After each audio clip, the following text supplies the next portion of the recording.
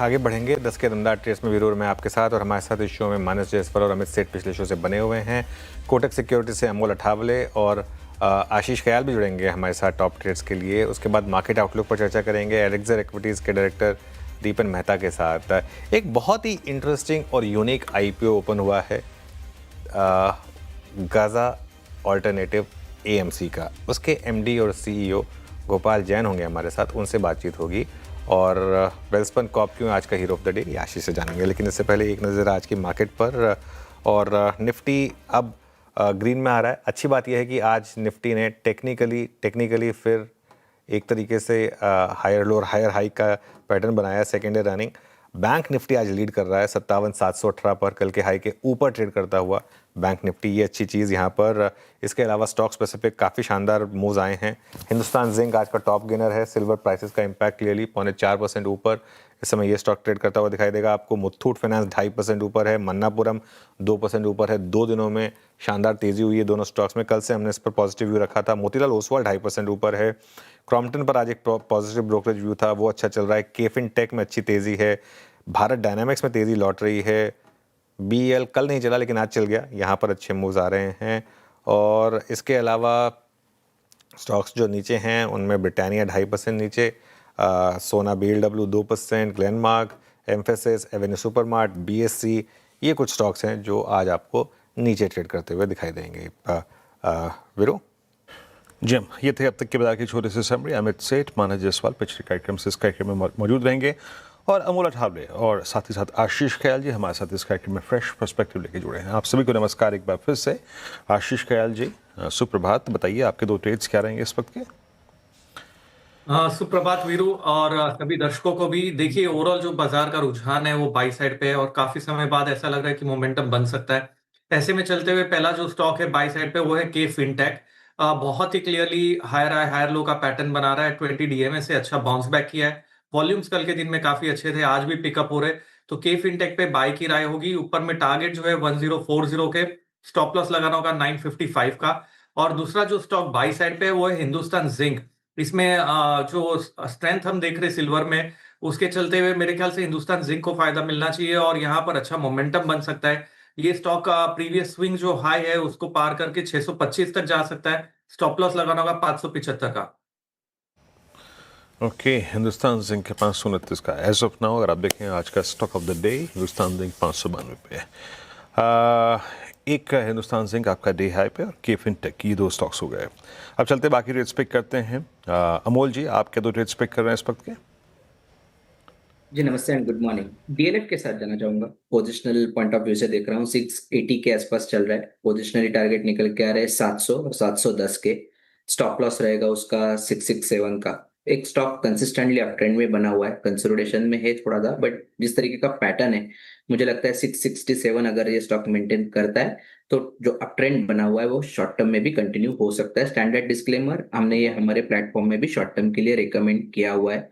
दूसरा मेटल्स में एक्टिविटी है तो जिंदल स्टील के साथ जाना चाहूंगा। ये भी पोजिशनल पॉइंट ऑफ व्यू से है। 1127 के आसपास चल रहा है।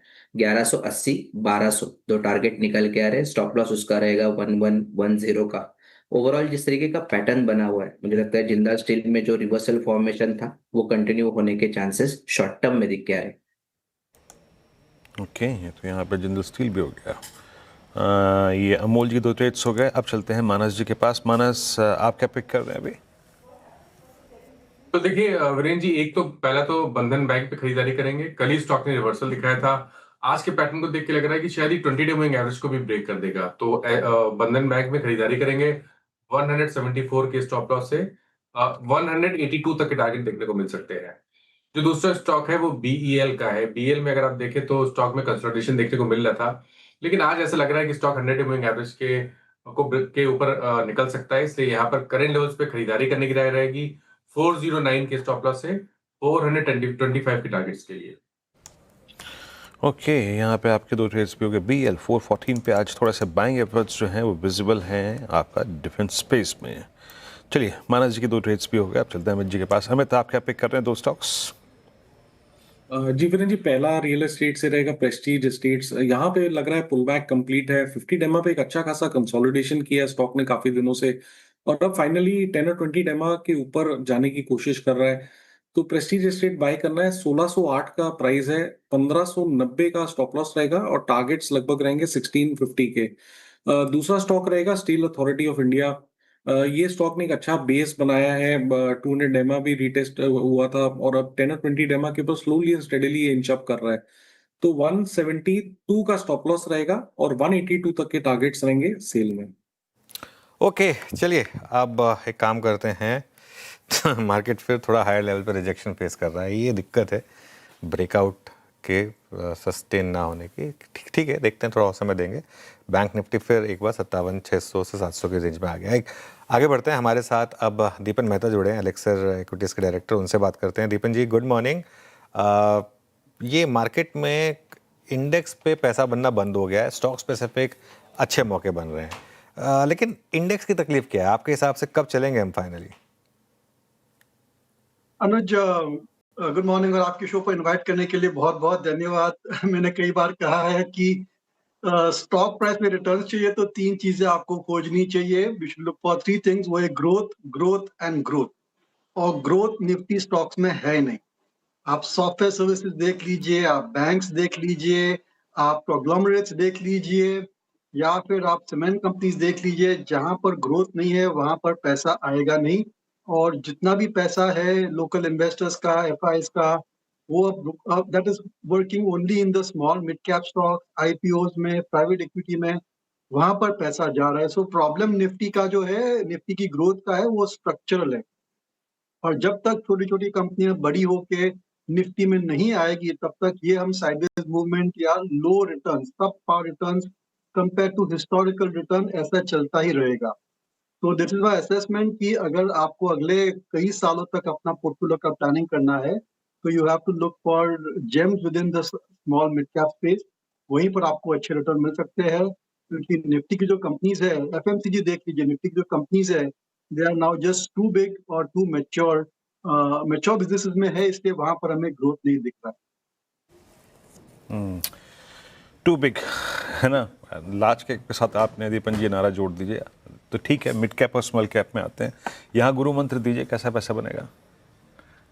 वही ग्रोथ पे ही पैसा बनेगा, और ग्रोथ आ रहा है डिफेंस में, इलेक्ट्रिकल इक्विपमेंट में आ रहा है, रेलवे स्टॉक्स में आ रहा है, प्लेटफॉर्म कंपनीज में आ रहा है, प्रिसिशन मैन्युफैक्चरिंग में आ रहा है, anything related to data centre और एआई, जितना भी थोड़ा बहुत प्ले है वहां पर आ रहा है। तो क्या हो गया है कि there are investors to play many many micro investment themes. ऐसा नहीं है कि आपने एक ही इन्वेस्टमेंट थीम या एक इंडस्ट्री में या एक ग्रुप में पैसा लगा दिया, वैसा नहीं चल रहा है। बहुत सारे माइक्रो इन्वेस्टमेंट थीम्स में आपको इन्वेस्ट करना जरूरी है, और ये थोड़ी कॉम्प्लेक्सिटी आ जाती है, लेकिन डाइवर्सिफिकेशन भी हो जाता है पोर्टफोलियो में। तो we have to look for such companies where there something unique in them, और उनकी जो ग्रोथ है that is assured for next 2-3 years. Deepan ji, ये जो न्यू एज स्टॉक्स में मैसिव रैली आई, पेटीएम है, नायका है, इटर्नल है, आज अर्बन कंपनी है, इसको पहले तो आप कैसे देख रहे हैं, और आपका प्रेफर्ड न्यू एज स्टॉक या स्टॉक्स कौन से होंगे? अनुज, ये जो न्यू एज स्टॉक्स है उनमें जरूर से बहुत ही करीबी से स्टडी करना चाहिए, और बहुत ही करीबी से स्टडी भी करना चाहिए, और इनको ट्रैक भी करना चाहिए, क्योंकि ग्रोथ यहीं पर आ रही है। और ये जो कंपनियां हैं कुछ कुछ लॉस मेकिंग है, लेकिन जब प्रॉफिट में जाएगी और फिर उसके बाद 2-3 साल के बाद they will be into solid profitability, क्योंकि उनकी ऑपरेटिंग लेवरेज बहुत ही बढ़िया है। Having said that, with usual disclosure, हमारा इन्वेस्टमेंट है in Paytm and also in Eternal. ये दो हमारे जो होल्डिंग्स है वहां पर, these are प्लेटफॉर्म कंपनीज। लेकिन बहुत सारे बढ़िया कंपनीज भी आए हैं, फिजिक्स वाला देख लीजिए, फिर अपना लेंस कार्ट है, मैन्युफैक्चरिंग कंपनी है, रिटेल कंपनी है, लेकिन फिर भी ऑनलाइन सेल्स है, वो भी एक बहुत ही बढ़िया बिजनेस है। उसके अलावा वी लाइक मीशो ऑल्सो, और ऐसे कई सारे स्टॉक्स हैं, इनको बहुत करीबी से ट्रैक करना जरूरी है। बट दीज कंपनीज इवेंचुअली, अगर आप एक बास्केट बना के खरीदेंगे तो बास्केट की रिटर्न काफी बढ़िया आ सकती है, क्योंकि उसमें से 2 या 3 भी अगर मल्टी बैगर्स निकल गए, बाकी के 2-3 don't deliver any returns of negative return देते हैं, फिर भी as a basket you will make very good returns in these companies. और मेरे ख्याल से इनको थोड़ा समझने में थोड़ा वक्त लगता है। और सबसे इम्पोर्टेंट बात ये है कि आपको इसमें कॉन्फिडेंस रख के लॉन्ग टर्म में इन्वेस्ट करना है। ये जो प्लेटफॉर्म कंपनीज है, these are companies which you should have in your portfolio in the 2030s decade. तब उनकी बराबर की जो पोटेंशियल है वो नजर आएगी और रिटर्न्स हमें नजर आएंगे। Okay, eternal. अच्छा अच्छा दीपक जी, अभी आपने जिक्र किया कि डिफेंस में पैसा बनेगा। डिफेंस में आपके पोर्टफोलियो में या फिर आपकी जो विश लिस्ट, ये मतलब आपकी जो शॉपिंग की लिस्ट है, उसमें क्या क्या शामिल है? प्राइवेट मेजर्स या फिर PSUs? अगेन यूजुअल डिस्क्लोजर्स की हमारा इन्वेस्टमेंट रह चुका होगा, तो ये जो भी ऑफकोर्स दो HAL, Hindustan aeronautics, Bharat electronics, these are two standard defence companies which can be part of the core holdings. उसके अलावा रिसेंटली अगेन डिस्क्लोजर कहना चाहता हूँ क्योंकि हमारे व्यूज बायस हो सकते हैं। वो एक नई छोटी सी company call ideaForge, which is sorry, हाँ, तो ये जो कंपनी है that is also into drone manufacturing, तो उसको भी हमने वहाँ पर हमने इन्वेस्टमेंट किया है। और उसके अलावा एक जो कंपनी हम बहुत करीबी से देख रहे हैं वो है पारस डिफेंस।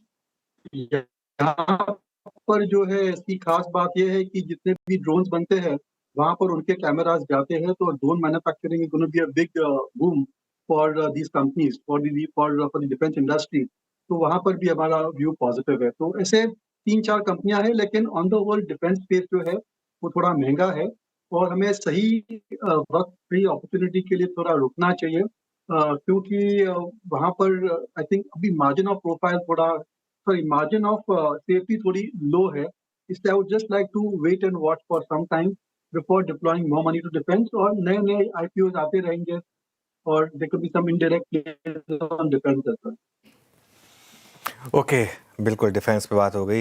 ये शुगर में जो मूव आया पिछले 1 महीने में, आपने देखा क्या और अपॉर्चुनिटी है क्या यहाँ पर? डेफिनेटली ये जो सेक्टर है ना बहुत साइक्लिकल है अनुज, और अब लग रहा है कि अगले 2-3 क्वार्टर बहुत ही बढ़िया रहेंगे because of climatic factors. Brazil में आउटपुट है वो कम हो गया है और यहाँ पर भी ज़्यादातर डिप्लॉयमेंट जा रहा है फॉर एथेनॉल। इसकी वजह से आई थिंक अगले कुछ क्वार्टर्स इन कंपनीज के लिए बहुत ही अच्छे रहेंगे और अच्छे रिटर्न मिल सकते हैं। तो एक बहुत ही शानदार ट्रेडिंग अपॉर्चुनिटी हमें दिख रही है इन दीज कंपनीज।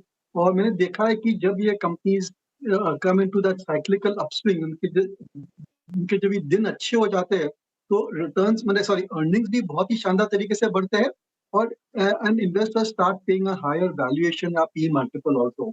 इसलिए डेफिनेटली इन कंपनीज को स्टडी करना चाहिए, इनको करीबी से देखना भी चाहिए। और वहाँ पर जो सस्ते कंपनीज है, द चीप फंड्स, और बहुत सारे होंगे मेरे ख्याल से विद रीजनेबल वैल्यूएशन, जरूर से आई थिंक 1 साल की एक ट्रेडिंग अपॉर्चुनिटी यहाँ पर हमें दिख रही है कि बन रही है। ओके, अच्छा दीपन जी, एक प्रश्न और लूँगा मैं यहाँ पे। अभी थोड़ा सा डिप फार्मा में आया था, हेल्थ केयर में आया था, डायग्नोस्टिक में भी आया था, and most specially in health care in hospital stocks. कुछ बाइंग करिए आपने शॉपिंग फार्मा में, हेल्थ केयर में, लोअर लेवल्स पे? अगेन यूजुअल डिस्क्लोजर्स की हमारे व्यूज बायस हो सकते हैं। तो जो हेल्थ केयर में है, ऑफ कोर्स बहुत ही सालों से हमारा इन्वेस्टमेंट है with usual disclosure in Apollo hospital, और वहाँ पर एक बहुत ही बढ़िया स्प्लिट होने वाला है जिसकी वजह से we will get value unlocking opportunity. और इसके जो नतीजे आए हैं पिछले कुछ क्वार्टर से बहुत ही बढ़िया आए हैं। और जो उनका मेन हॉस्पिटल बिजनेस है वहाँ पर anywhere from 30 to 40-50% increase in capacity होने वाली है अगले 2-3 साल में, जो कि शायद मार्जिन डिप्रेस कर सकती है, लेकिन लॉन्ग टर्म ग्रोथ के लिए बहुत ही बढ़िया है, सस्टेन लॉन्ग टर्म ग्रोथ। और बाकी जो उनके बिजनेसेस है which is online health care और for that matter pharmacy stores या फिर डायग्नोस्टिक्स है, those are also decent growth businesses. Health care में हमारा जो स्ट्रैटेजी है that is to go for niche players. जैसे कि एक नई लिस्टिंग थी जिसको हम बहुत करीबी से स्टडी कर रहे हैं, अभी तक हमने इसमें which is operating dialysis centers, और इंडिया की लार्जेस्ट डायलिसिस सेंटर कंपनी है। और इन्होंने जो है बहुत ही बड़ा मार्केट शेयर भी किया और काफी अच्छा ग्लोबल फुटप्रिंट भी है इस कंपनी का। यहाँ पर हमें थोड़ा फोकस करने की जरूरत है। दूसरी एक कंपनी है हेल्थ केयर ग्लोबल जो कि कैंसर ट्रीटमेंट पर फोकस करती है। तो within that I think niches we are exploring. एक और कंपनी है डॉक्टर अग्रवाल जिसका मर्जर हो रहा है, थोड़ा महंगा है अभी, लेकिन इसके भी पोटेंशियल बहुत ही बढ़िया हमें लगते हैं, तो वहाँ पर भी आप देख सकते हैं। And the second part about pharma में भी लुकिंग फॉर डिफरेंशिएटेड बिजनेसेस, तो वहाँ पर वो खात में हमारा व्यू पॉजिटिव है। अभी जो कोर बिजनेस है that is also doing very well, और अगर जो भी अपसाइड्स आएंगे from the new discovery of the new molecule, that is not estimated, management भी एस्टिमेट नहीं कर पाती है, but it could be quite phenomenal, और ये हम एक अपॉर्चुनिटी जरूर से प्ले कर सकते हैं। ऑल राइट दीपन जी, बहुत बहुत शुक्रिया आज हमारे साथ जुड़ने के लिए, अपना समय देने के लिए। Have a good weekend. आगे बढ़ते हैं। वेल्सपन कॉर्प में शानदार तेज़ी है, आज 12% ऊपर है स्टॉक का। क्यों, आशीष से समझते हैं। सुबह से हमने आपको एक्सप्लेन किया कि आज ये वन ऑफ द हीरोज़ होगा। आशीष, गुड मॉर्निंग, बताएं। मॉर्निंग सर, और बहुत बड़ा मूव देखने को मिला है। वैसे भी आप देखें तो स्टॉक ने काफ़ी वेल्थ क्रिएट करके दी है। आज में देखें तो 12% से ज़्यादा का मूव यहाँ पर देखने को मिला। और यूएस से आप देखें तो कंपनी को अपनी हिस्ट्री में अब तक का सबसे बड़ा 17,200 करोड़ का ऑर्डर मिला है, जहां पर आप देखें तो एलएनजी पाइपलाइन ये यूएस की एक कंपनी को सप्लाई करते हुए नजर आएंगे। और इसी के साथ ये बता रहे कि जो टोटल ऑर्डर बुक है वो 42,100 करोड़ के पार जाती हुई नजर आई। लेकिन खास बात यह है कि इसका जो एग्जीक्यूशन है ये FY28 से FY29 के बीच में होगा, और इसके चलते आपको 2030 तक की जो रेवेन्यू विजिबिलिटी है बड़ी आसानी से समझ में आ रही है। अच्छा, खास बात यह है कि मैनेजमेंट बता रहा है कि अब ये धीरे धीरे एबिटा एक्सपेंशन की तरफ बढ़ रहे हैं, और जो एबिटा अभी फिलहाल देखें तो तकरीबन 2300 करोड़ के आसपास का है। ये अगले 3 से 4 साल में दुगने से ज़्यादा ग्रोथ यहाँ पर देखने को मिल सकती है, और 5,000 करोड़ के पार इनका एबिटा जाने का अनुमान है। ऐसी मैनेजमेंट की तरफ से गाइडेंस आ रही है। अब बात करते हैं वेल्सपन कॉर्पोरेशन के वेल्थ क्रिएशन के ट्रैक रिकॉर्ड की, तो आप देख ही रहे हैं कि स्क्रीन पर लगातार ऑल टाइम हाई है, 13% की तेज़ी देखने को मिल रही है। लेकिन 5 साल में इस स्टॉक ने 20 गुना रिटर्न बना कर दिया है। इतने गजब के गेंस हैं। और सिर्फ 1 महीने में देखें तो तकरीबन 37%, 6 महीने में तो 185%, और पिछले 5 साल में तो जैसे मैंने आपको बताया कि ऑलमोस्ट 20 गुना ये स्टॉक हो चुका है। बढ़िया बात यह है कि मैनेजमेंट बहुत ज़्यादा कॉन्फिडेंस साउंड करता है ऑर्डर्स को लेकर, एग्जीक्यूशन को लेकर। तो ये बता रहे कि सऊदी अरब से भी इन्हें ऑर्डर फ्लोज यहाँ पर देखने को मिलेंगे, और एंड ऑफ द ईयर आप देखें तो ऑर्डर बुक का जो ट्रैक्शन है ये और फर्दर यहाँ से बढ़ता हुआ नजर आएगा। और इन्हीं कारणों के चलते आप देखें तो स्टॉक है आज का hero of the day.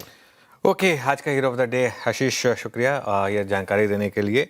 Meanwhile Dixon रखिएगा इंट्राडे में। डिक्सन के स्टॉक में वैसे ही काफ़ी स्ट्रॉन्ग स्टॉक रहा है ये, और आज जो अश्विनी वैष्णव है वो एक प्रेस कॉन्फ्रेंस करने वाले हैं जिसमें वो डिटेल देंगे जो मोबाइल मैन्युफैक्चरिंग स्कीम को लेकर जो अनाउंसमेंट हुई थी जुलाई में, वो मैन्युफैक्चरिंग स्कीम 2.0, 4 बजे वो आज प्रेस कॉन्फ्रेंस है मिनिस्टर की।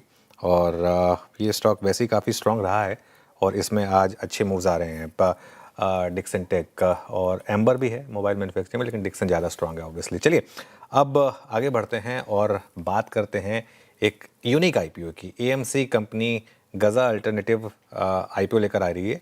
आईपीओ में आज निवेश का आखिरी दिन है, अब तक 2.5 गुना भरा है ये शेयर, इसका आईपीओ, और प्राइस बैंड है 152 से 60 रुपये पर शेयर। 550 करोड़ रुपए जुटाने की योजना है। हमारे साथ कंपनी के एमडी और सीईओ गोपाल जैन जुड़ रहे हैं।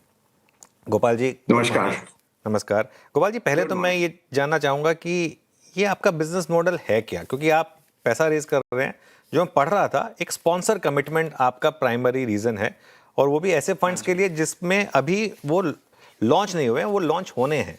तो कोई आपके आईपीओ में पैसा क्यों लगाए फिर? हाँ जी, पहली बात तो हमारा बिजनेस क्या है, हम एक फंड मैनेजर हैं, हम एआईएफ्स के फंड मैनेजर हैं। दूसरी बात रही कि हम पैसा क्यों रेस कर रहे हैं, हम ज्यादातर प्राइमरी रेस कर रहे हैं। एक छोटा सा ओएफएस भाग है, वो प्राइमरी कैपिटल कहाँ जाएगा, हमारे बिजनेस में जाएगा। फंड मैनेजर क्या करता है, नए फंड लगाता है। जैसे कि मैन्युफैक्चरिंग कंपनी फैक्ट्री लगाती है, तो जिस तरह से मैन्युफैक्चरिंग कंपनी के लिए फैक्ट्री है, हमारे लिए फंड है। जब कोई मैन्युफैक्चरिंग कंपनी किसी फैक्ट्री के लिए बैंक के पास जाती है तो वो अपना उसमें पहले पूंजी डालती है, स्पॉन्सर कैपिटल। उसी तरह से फंड मैनेजर को सेम फंड में अपनी स्पॉन्सर कैपिटल डालनी पड़ती है। ये हमारे नियंत्रक, हमारे संचालक सेबी की रिक्वायरमेंट है, ये नियम है। वो सिर्फ मिनिमम बताते हैं, मैक्सिमम नहीं बताते। एक तरीके से उसको क्वालिटी से जोड़ लीजिए। जिस तरह की हर बैंक में एक कैपिटल एडिक्वेसी होती है, सिर्फ नियंत्रक संचालक मिनिमम बताता है, मैक्सिमम नहीं बताता। हम हमेशा देखते हैं कि बैंक्स के अंदर जिनके पास अपना कैपिटल ज़्यादा होता है अपने बिजनेस में, उनको हम बेटर क्वालिटी बिजनेसेस समझते हैं। उसी तरह से सारी दुनिया में देखा जाता है कि जो फंड मैनेजर अपनी पूंजी अपने फंड्स में ज्यादा डालते हैं उनके फंड्स की एक तरीके से क्वालिटी ज्यादा मानी जाती है। आज तक हमारे पास 600 करोड़ है, उस 600 करोड़ में से रफली 400 करोड़ हमारे बिजनेस में है, इसी तरह से हमारे फंड्स के अंदर है 200 करोड़ के करीब कैश है। उसी तरह से जो हम नया कैपिटल रेस कर रहे हैं वो भी हमारे बिजनेस में जाएगा, हमारे फंड्स में जाएगा। मैंने एक सरल तुलना करने की कोशिश करी कि हमारे फंड हमारे फैक्ट्री की तरह है, और जिस तरह से कि किसी भी प्रमोटर को स्पॉन्सर को जो है अपनी ही फैक्ट्री में पहले अपनी राशि दानी पड़ती है, फिर वो बोरो कर सकता है, उसी तरह से नियम ये है कि किसी भी निवेशक से पैसा लेने से पहले हमें अपनी पूंजी स्पॉन्सर को, गजा ऑल्टरनेटिव एएमसी को अपने फंड्स में अपनी पूंजी पहले डालनी पड़ती है, तभी वो आमंत्रण दे सकता है किसी निवेशक को फंड में इन्वेस्ट करने का। तो हम जितना उसमें जितने फंड बनाएंगे, जितनी इनकी क्वालिटी बेटर होगी, होपफुली उसी हिसाब से हमारे फंड बढ़ेंगे, हमारी आय बढ़ेगी। नहीं तो ये फिर मैं उसी पर आ रहा हूँ फिर तो स्किन इन द गेम में एक सवाल ये उठेगा कि फिर पब्लिक से पैसा क्यों लिया जा रहा है। मतलब अब इसका टेक्निकल जवाब हो सकता है कि आपके पास क्यों ऑलरेडी पैसा नहीं है। मतलब मैं थोड़ा सा इसको समझने की कोशिश कर रहा था। तो पहली बात तो हम पब्लिक क्यों जा रहे हैं? हम पब्लिक इसलिए जा रहे हैं क्योंकि समय आ गया है, अभी अनिवार्य है, एक तरीके से समय का तकाजा है कि ऑल्टरनेटिव इंडस्ट्री के मैनेजर भी संस्थापीकरण करें। जैसे कि आज से 10 साल पहले म्यूचुअल फंड के मैनेजर्स की संस्थापीकरण शुरू हुई थी। उससे पहले तक सारे के सारे बिजनेस निजी थे, उसके बाद सार्वजनिक होने शुरू हुए, बड़े बड़े एसेट मैनेजर सार्वजनिक हुए। मेरा मानना ये है, हमारा मानना ये है कि ऑल्टरनेटिव इंडस्ट्री में भी अब फंड मैनेजर्स का निजी से सार्वजनिक होना जरूरी है। दूसरी बात, सार्वजनिक कैसे हो, आईपीओ कैसे करें? तो हमारे केस में हम समझते हैं हमारी स्ट्रेंथ ये है कि हम प्राइमरी कैपिटल ज्यादा रेज कर रहे हैं। तीसरी बात, हमारे पास ऑलरेडी पूंजी है। हमारी आज के दिन नेटवर्थ यानी कि फंड मैनेजर की अपनी नेटवर्थ 600 करोड़ है, 450 करोड़ उसमें जुड़ जाएगी। पिछले 27 साल पुरानी ये एंटिटी है, उसने ये पैसा जोड़ जोड़ के कमाया है, और जहां वो अपने फंड्स में जैसे लगा रही है, नया पैसा भी वैसे ही लगेगा। और यही ग्लोबल पद्धति है, यही हिंदुस्तान की पद्धति है, ऐसे ही काम होता है। नहीं, मैं फिर एक और चीज़ पे आ रहा था। अभी ये एक यूनिक बिजनेस है ना। अब एएमसी को हम वैल्यू करते हैं, एक एयूएम के हिसाब से वैल्यू करते हैं, उसके हिसाब से उसको मल्टीपल देते हैं। आपकी कंपनी को मैं फिर कैसे वैल्यू करूं और कैसे मतलब और एक और चीज़ है, आपका एक बिजनेस मॉडल में एक बहुत बड़ा फैक्टर रहेगा आपकी कैरी, या फिर आप कहाँ एग्जिट ले रहे हैं, उसके ऊपर आपकी इनकम जो है वो किसी साल हो सकता है बहुत ज़्यादा दिखाई दे, किसी साल बहुत कम दिखाई दे, वो फ्लक्चुएशन रहेगा। तो उसको फिर मैं वैल्यू कैसे करूँगा? वाजिब सवाल है, दोनों में एक एक करके जवाब दूंगा। कि देखिए, खुशी की बात यह है कि हम एक 22 साल पुराने बिजनेस हैं। अब कोई वैनिटी मैट्रिक की कोई आवश्यकता नहीं है। अब ये प्रॉफिटेबल डिविडेंड पेइंग कंपनी है। पिछले साल 82 करोड़ प्रॉफिट था, उससे पहले साल 62 करोड़ प्रॉफिट था, उससे पहले साल 45 करोड़ प्रॉफिट था। 35% हर साल की गति पे हमारे प्रॉफिट बढ़ रहे हैं।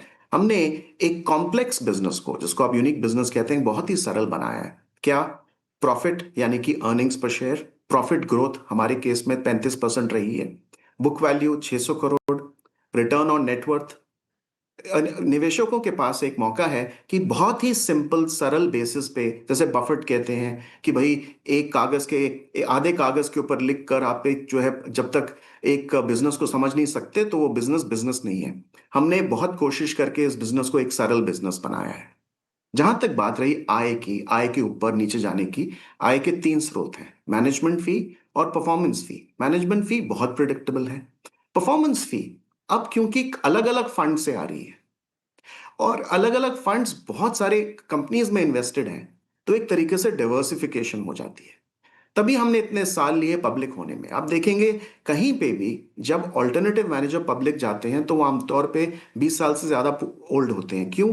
क्योंकि फिर उनकी प्रिडिक्टेबिलिटी बढ़ जाती है। एक अंग्रेजी का वर्ड यूज करूंगा, उनकी मॉडलेबिलिटी बढ़ जाती है। तो हमने अपने लिए एक टेस्ट रखा कि क्या हम एक प्रिडिक्टेबल बिजनेस हैं? हमारा मानना है हाँ। हम एक मॉडलेबल बिजनेस हैं? हमारा मानना है हाँ। और हमारा मानना यह है कि अब हमारी जो है कुल मिला के सारी की सारी आय जो है वो एक स्टेबल प्रिडिक्टेबल है। देखिए, at the end of the day Gopal ji, stock market या मार्केट्स कोई प्रिडिक्ट नहीं कर सकता। Past performance is not a guarantee for future. अब मान लीजिए एक 2 साल का पीरियड आए जिसमें आपके एग्जिट्स ना हो क्योंकि परफॉर्मेंस ही ना हो, तो फिर आपकी परफॉर्मेंस कैसी रहेगी और फिर इन दैट केस बिल्कुल। इन्वेस्टर क्या सोचेगा? बहुत अहम सवाल है। तो मैनेजमेंट फी का एग्जिट से कुछ लेना देना नहीं है, ठीक है। इनकम का एक स्रोत, बहुत महत्वपूर्ण स्रोत मैनेजमेंट फी है। दूसरा, जो हम अपनी पूंजी डालते हैं उसके ऊपर जो गेन होता है वो इंडेक्स के हिसाब से आता है, उसका मार्केट की लिक्विडिटी वगैरह से कुछ लेना देना नहीं है। तीसरा, हाँ, कैरी जहां तक है हम रियलाइजेशन बेसिस पे लेते हैं, तो उसमें भी खुशखबरी ये है कि कुछ हमारी कंपनीज, फंड्स की कंपनीज ऑलरेडी लिक्विड हैं, हमने उनको रियलाइज नहीं किया है। तो अगर आईपीओ, सपोज कोई चीज होती है, कल आईपीओ रुक जाते हैं कुछ समय के लिए, एमएनए मार्केट्स बंद हो जाती हैं, ऐसा होता तो नहीं अब, क्योंकि हिंदुस्तान एक बड़ी मार्केट हो गई है और इतनी कठिन परिस्थितियों में भी देखिए अभी फिलहाल ईरान मिडिल ईस्ट लड़ाई चल रही है, तब भी आईपीओ हो रहे हैं, पर सब सपोज हो जाता है ऐसे, तो हमारे पास ऑलरेडी एक पाइपलाइन है जहां से कि हम रियलाइज कर सकते हैं और वहां से हमको, अगर हम करें और अगर हम कर पाए तो वहां से हमको कैरी मिलेगा। कैरी मतलब प्रॉफिट का अंश, प्रॉफिट यानी नफे का अंश। हमें फंड्स में अपने इन्वेस्टर्स के नफे का एक अंश मिलता है। एक और इंटरेस्टिंग चीज है, अब आईपीओ के बाद प्रमोटर होल्डिंग 71% से गिरकर आ जाएगी 54% पर। तो आई मीन एक शेयर होल्डर को या पर्सपेक्टिव शेयर होल्डर को ये कॉन्फिडेंस कैसे आए कि आपका खुद का स्किन इन द गेम रहने वाला है लंबे समय तक? आप सही कह रहे हैं, कल के बारे में तो कोई, मैं खुद पर्सनली तो कोई शेयर नहीं बेच रहा, पर कल के बारे में कोई ऐसा गारंटी नहीं है। देखिए, प्रमोटर्स के अलावा टीम मेंबर्स के पास भी इक्विटी है, राइट। तो आज आप एक साल पहले जाइए, जब हमने प्री आईपीओ किया था, उससे पहले ऑलमोस्ट 100% बिजनेस प्रमोटर्स और टीम मेंबर्स और भूतपूर्व टीम मेंबर्स के पास था। वो ज्यादा बदलेगा नहीं। पर क्या है, टीम मेंबर्स और भूतपूर्व टीम मेंबर्स प्रमोटर्स में गिने नहीं जाते। तो जो वो सारी की सारी टीम है, उसकी अगर इक्विटी देखी जाए तो वो 51-52% से कहीं ज्यादा है। दूसरी, मैं इन्वेस्टमेंट्स के बिजनेस में एक रुचि, मेरी एक डीप इंटरेस्ट थी। मैं 40 साल से इन्वेस्ट कर रहा हूं। मेरा जीवन इन्वेस्टमेंट्स रहा है। I love what I am doing. और इतनी मेहनत रही है, अब जाके ऑल्टरनेटिव्स तेजी से बढ़ रहे हैं। तो ये तो वो समय है जबकि हम और मेहनत करें और काम करें। अब हमारे पास मौका है। हमें आगे भविष्य की बात नहीं करनी चाहिए, भविष्य सिर्फ भगवान के हाथ में है, पर हमारे पास एक मौका है कि अगले 10-20 साल में हम अपने बिजनेस को और बढ़ा सकें। मैं तो बहुत ही एक्साइटेड हूं, जैसे कहते हैं ना कि मैं, ये तो एक रोचक बात है मेरे लिए कि आगे जब 10-20 साल हमारे पास एक मौका है, एक अवसर है इस बिजनेस को बनाने का। अच्छा, जहाँ तक मेरी मेमोरी सही है, मतलब आपसे बहुत पहले एक बार शायद मिला था, आप गाजा के साथ काफ़ी लंबे टाइम से एसोसिएटेड रहे हैं, है ना? हाँ जी, शुरू से। इस बिजनेस में, है ना, शुरू से। तो इस बिजनेस में एक ये भी होता है कि कोई सक्सेशन प्लान है या नहीं है, क्योंकि इंडिविजुअल्स काफ़ी मैटर करते हैं, उनका ट्रैक रिकॉर्ड काफ़ी मैटर करता है। तो आई एम श्योर कि नियर टर्म की तो विजिबिलिटी है। आई थिंक आप 55 साल के हैं, तो बहुत नियर टर्म की तो विजिबिलिटी है, लेकिन आगे उसके बाद क्या लॉन्ग टर्म कमिटमेंट? आदमी चलता रहा, कारवां बनता गया। तो शुरुआत मेरे साथ से हुई थी। अब हमारे 3 को फाउंडर हैं, रंजीत शाह साहब, इमरान जाफर साहब, हम तीनों 22 साल से हैं। और जो है उनकी उम्र आप देख सकते हैं। उसके अलावा हमने अपनी पार्टनरशिप को बढ़ाया। तो हमने हमेशा इस की पर्सन रिस्क को बहुत अहम समझा है कि कल कुछ हो जाए, मुझे हो जाए, भविष्य भगवान के हाथ में है, हम तीनों को कुछ हो जाए, कंपनी कैसे चलेगी। और इस पे हमने अपने एक पूरा बहुत डिटेल में अपने आरएचपी पे लिखा है। खुशी की बात यह कि आज एक बड़ी पार्टनरशिप, एक बड़ी टीम है, जहां पे कि खुदा ना खास्ता कल कुछ हो जाए हम में से किसी को, तब भी ये बिजनेस, हमारा मानना है, चलता रहेगा और फलता रहेगा। ओके, चलिए, बहुत बहुत शुक्रिया। ऑल द बेस्ट आपको। आज आखिरी दिन है आपके आईपीओ का, और हाँ जी, फिर लिस्टिंग के बाद आपसे दोबारा बात होगी। थैंक यू सो मच आज हमारे साथ बिल्कुल। जुड़ने के लिए। बहुत चलिए, थैंक यू बहुत आपका। आप इस शो को समेट लेते हैं। निफ्टी 15 पॉइंट ग्रीन में, बैंक निफ्टी फिर कोशिश कर रहा है डिहाई की तरफ बढ़ने की। स्टॉक स्पेसिफिक एक्शन आज भी काफ़ी ज़बरदस्त है। इस शो को समेट रहे हैं। श्रेय के साथ देखिए ट्रेडर्स हॉटलाइन।